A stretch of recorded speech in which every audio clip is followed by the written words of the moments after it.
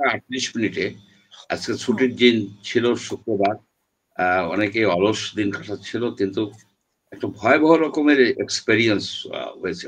ঢাকার থেকে মাত্র আপনার ২০-২৫ কিলোমিটার দূরে ছিল এটার এপিসেন্টার, অর্থাৎ মাধবদীতে। আপনার বেলাবো মাধবদী ওই অঞ্চলটায়। তার ফলে এটার ৫.৭ রিক্টার স্কেলে বলা হচ্ছে, কিন্তু মনে হচ্ছে যেন বড় ধরনের একটা ভূমিকম্প। মানে সবকিছু কেঁপে উঠেছে। মানুষজন সবাই যে যেভাবে পারছে বেরিয়ে আসছে, এবং ৬ জনের মতো লোক কিন্তু সোফার আপনার মৃত্যুবরণ করেছে। উপরের থেকে পড়ে গেছে আপনার ওই সেই স্ট্রাকচার।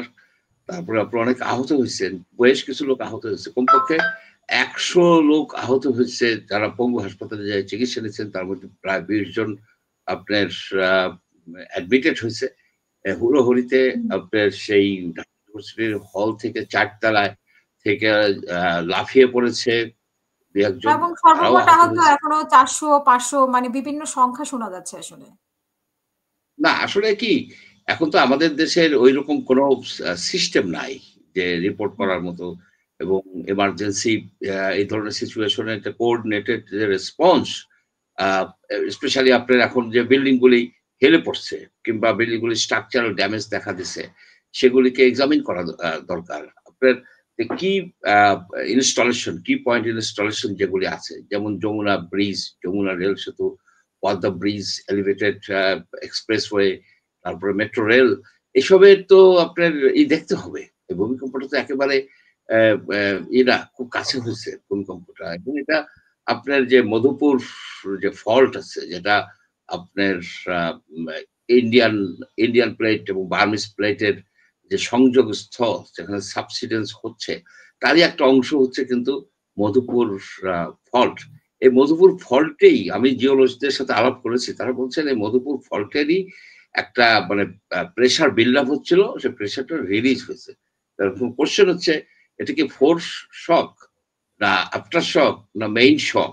অনেকেই বলছেন যে এরপরে আফটার শক হতে পারে, তবে ইন্টেন্সিটি কম হবে, দুই একটা আফটার শক হতে পারে ৭ দিন ১০ দিনের মধ্যেই এটা হতে পারে। এটা অনেক জায়গায় দেখা গেছে যে এরকম হয়। এখন আমাদের ভূমিকম্প নিয়ে আমাদের তেমন কোনো নাই, মানে প্রস্তুতি নাই। প্রস্তুতি নাই। যার ফলে ধরনের যদি বড় ধরনের এই ভূমিকম্পটা যদি ৫.৭ রিক্টার স্কেল না হয়, ৬ হতো বা ৬.৫ হতো, কারণ এগুলি কিন্তু লগারিদমিক।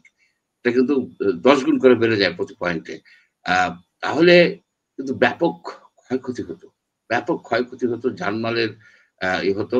কিন্তু ভূমিকম্প হলে যে একটা কোঅর্ডিনেটেড এফোর্ট নেবে, কোন অর্গানাইজেশন নেবে? নেওয়ার কথা সিটি কর্পোরেশনের। তো সিটি কর্পোরেশন তো অথর্ব হয়ে বসে আছে।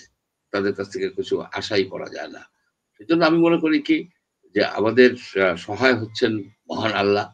উনি আমাদেরকে রক্ষা করবেন এবং রক্ষা করে আসছেন। কত রকমের ঝড় যাচ্ছে, আপনার বিপদ আপদ যাচ্ছে, তারপরেও তো আমরা টিকে আছি।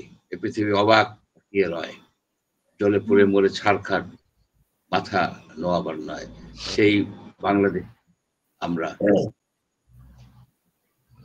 জি। আপনার কাছে ওই যে বন্দর নিয়ে একটু শুনতে চেয়েছিলাম। যে বন্দর নিয়ে বেশ কয়েকদিন ধরে অনেক আলোচনা হচ্ছে। কেউ বলছে দিয়েছে খুব ভালো হয়েছে, কেউ বলেছে না দিলে এটা দেশের স্বাধীনতা মানে স্বাধীনতা অক্ষুণ্ণ যাবে বা সার্বভৌমত্বের প্রতি হুমকি। আবার কেউ বলছে প্রসেসিংটা ভালো হয়নি। তো আপনার মতামত কি? দেখেন, বন্দরটা নিয়ে যেটা হচ্ছে, এটা আমি বলবো যে ওই রাস্তার পাশে বান্দর খেলা দেখানো হয় না, যে বান্দর খেলা দেখানো হচ্ছে। এখানে বলা হচ্ছে যে ইনএফিশিয়েন্ট। আপনার নিউ উইনিং কন্টেনার টার্মিনাল ১১৫-২০% ক্যাপাসিটিতে চলছে, লাভজনক। এটা একটা লাভজনক। এটা কি আপনি কেন দিবেন? আপনি তো পতেঙ্গা কন্টেনার টার্মিনাল দিচ্ছেন এই এর কাছে, সৌদি আরবের কাছে। আপনি কি রেজাল্ট পাইছেন? কোনো রেজাল্টই পান নাই কিন্তু। এই যে Red Sea gate terminal Saudi আরবের, সেটা ২০২২ সালে। এই সবগুলি জিনিস ছিল সালমান গ্যাংয়ের। এই জিনিসটা ছিল কি সালমান গ্যাং কিন্তু এই পোর্ট টোর্ট গুলিকে দিয়ে তারা করতে চাইছিল, কিন্তু ঘটনা দাঁড়াইছে যে আর এক গ্যাং এসে এই জিনিসগুলিকে দিয়ে দিচ্ছে।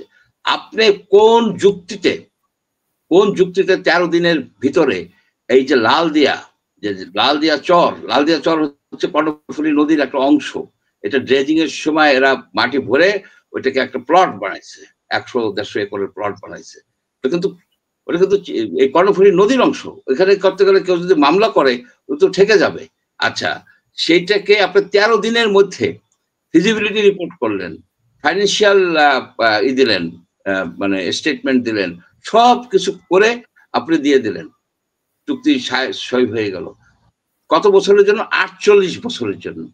3 বছর বসে এই আপনার ডেনমার্কের যে কোম্পানি এপিএম টার্মিনালস তারা তৈরি করবে, 30 বছর পর্যন্ত তারা অপারেট করবে, তারপরে আরো 15 বছর আছে গ্রেস পিরিয়ড, অর্থাৎ 48 অর্ধ শতাব্দী পর্যন্ত আপনার এটা থাকবে। ওই যে ইসের সময় সম্রাট জাহাঙ্গীরের সময় আসছিল না আপনার এই জব টার্ন এরা আসছিল, তারপর দিনেমাররা আসলো, ওলন্দাজরা আসলো, তারা তো পোর্টই নিচ্ছে, তারা তো পোর্ট করছে, সেই পোর্টই আপনি এইভাবে দিয়ে দিচ্ছেন। আপনার কোনো ট্যাক্স পাবেন না, কর্পোরেট যে লভ্যাংশ উপরে যে ট্যাক্স হয় সে ট্যাক্স আপনি 10 বছর পর্যন্ত পাবেন না। এমনকি আপনি যে তারা যেসব যন্ত্রপাতি যা কিছু আনবে এর উপরে কোনো ট্যাক্স হবে না, ট্যাক্স দিতে পারবেন না। যেসব স্টাফ এখানে ওয়ার্ক করবে তাদের বেতন 100% ট্যাক্স ফ্রি, সকল সুবিধা তারা পাবে, ট্যাক্স ফ্রি সব সুবিধা পাবে।